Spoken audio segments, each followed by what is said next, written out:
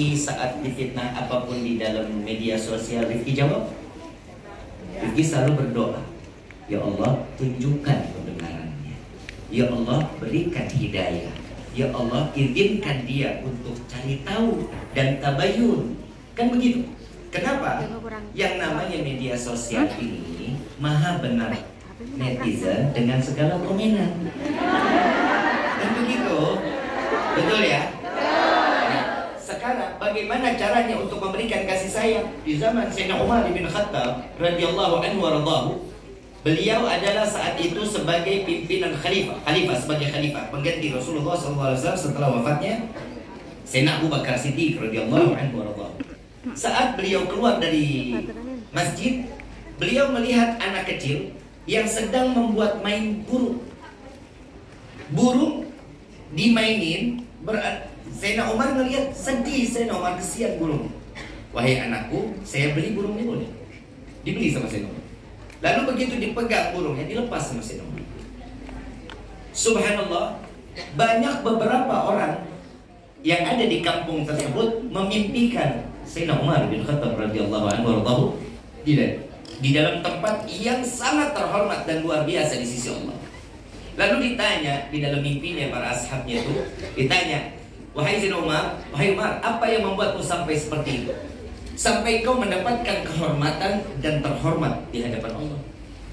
Saat aku dimasukkan ke liang lahat, datanglah dua malaikat, dan disitulah gak bisa lagi pikiranku ini berpikir. Karena ngelihat dua malaikat ini, Munkar Nakir datang, gak bisa mikir.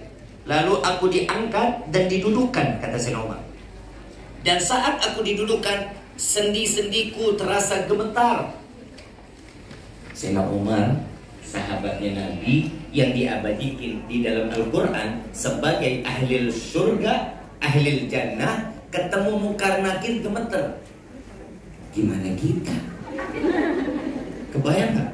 Sayyidina Umar, jin aja ngelihat Sayyidina Umar, bayangannya kabur. Baru bayangan.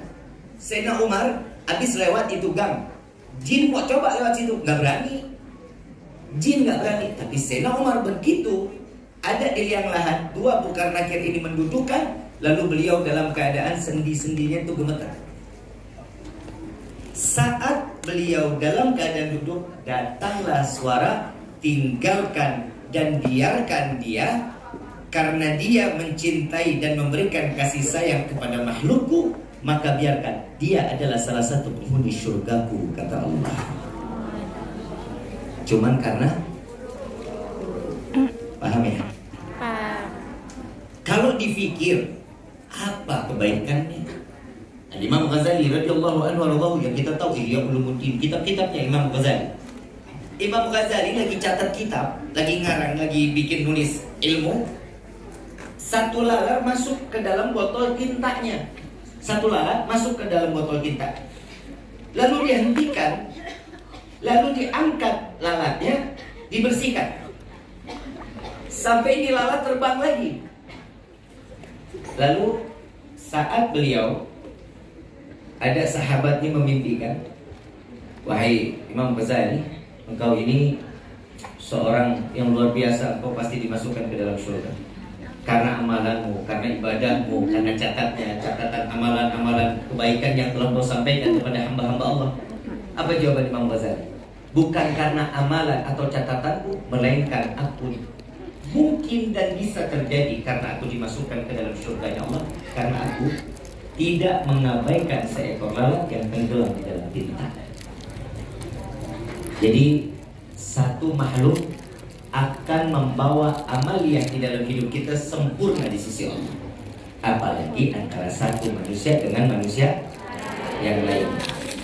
Nah, saat ini kasih sayang kita ketergantungan kepada hamba tanpa berpikir. Sayangnya sama siapa? Yang punya duit, sama yang punya kedudukan. Kan begitu. Tapi kalau ini orang nggak punya kedudukan, lu sama sama gua. Betul nggak? Kamu sama saya.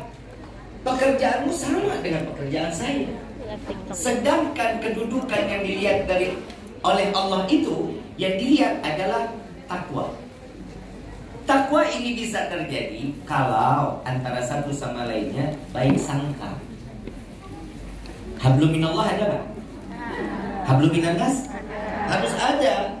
Kalau hablum minallahnya baik, hablum minannasnya nggak akan dihitung oleh Allah. Ibadah kita sehari 1000 rakaat, sujudnya lama sampai jidat pindah ke belakang. Saking lama sujudnya, menyakiti hati makhluk Allah lainnya, tidak akan diterima ibadah kita sama Allah.